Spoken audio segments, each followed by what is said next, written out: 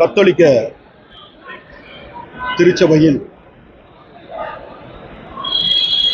தலைவராக இருக்கின்ற, மறைந்தும் மறையாமல் நம்மோடு வாழ்ந்து கொண்டிருக்கின்ற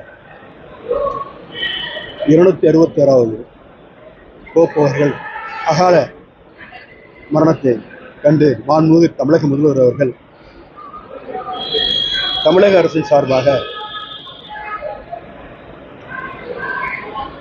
சிறுபான்மை நலன் மற்றும் வெளிநாடு தமிழர் நலத்துறை அமைச்சராகிய என்னையும், சட்டமன்ற உறுப்பினர் அன்பு நண்பர் இனிகோ இளையராஜா அவர்களையும் நேரடியாக சென்று அஞ்சலி செலுத்த உத்தரவிட்டார்கள். அந்த உத்தரவின் அடிப்படையில் வாடிக்கை நகருக்கு சென்று நாங்கள் இன்று திரும்பி வந்திருக்கின்றோம். மதத்துக்கு அப்பாற்பட்டு மண்ணையும் மனிதனையும் நேசித்தவர் மாண்புமிகு நம்முடைய திருத்தந்தை பிரான்சிஸ் போப் அவர்கள். அவர் சாதாரணமாக ஒரு பேலஸே கொடுத்தாங்க. அவருக்கு அந்த பேலஸே கூட இருக்காங்களே, சாதாரண குடிமகன் தங்கக்கூடிய ஒரு இல்லத்தில் தங்கி அவருக்கு கொடுத்த குண்டு துளைக்காத கார் கொடுத்தாங்க. அதை கூட அவர் ஏற்றுக்கொள்ளவில்லை. சாதாரண முறையில் தான் பயணித்தார்.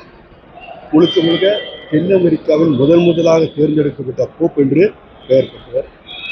ஒவ்வொரு மதத்திலும் இருக்கின்ற நல்ல செயல்களை எல்லாம் எடுத்ததை ஒட்டுமொத்தமாக அந்தந்த மதத்தில் இருப்போர் பரப்ப வேண்டும் என்ற உணர்வோடு அனைத்து மதங்களுடைய பார்த்தோம்.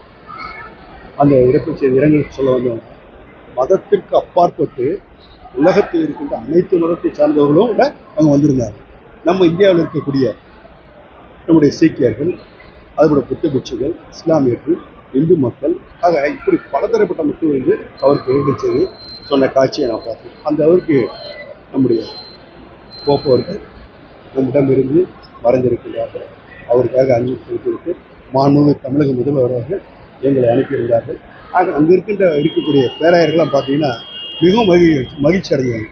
தமிழகத்திலிருந்து மாண்புமிகு நம்முடைய தமிழ் பேரை சொல்லி அவருக்கு இந்த அனுப்பி வைத்த இரங்கல் செய்திக்கு அனுப்பி வைத்த அவருக்கு எங்களுக்கு வணக்கத்தை சொல்கிறோம், அதை நீங்கள் அவருக்கு சொல்லுங்கன்னு சொல்லி நீங்கள் கூட டிவியில் பார்த்துருப்பீங்க. அந்த அளவுக்கு அவங்க கேட்டு அவர்களாம் தன்னுடைய மகிழ்ச்சியை வெளிப்படுத்தும். சிறுபான்மை மக்களுக்கு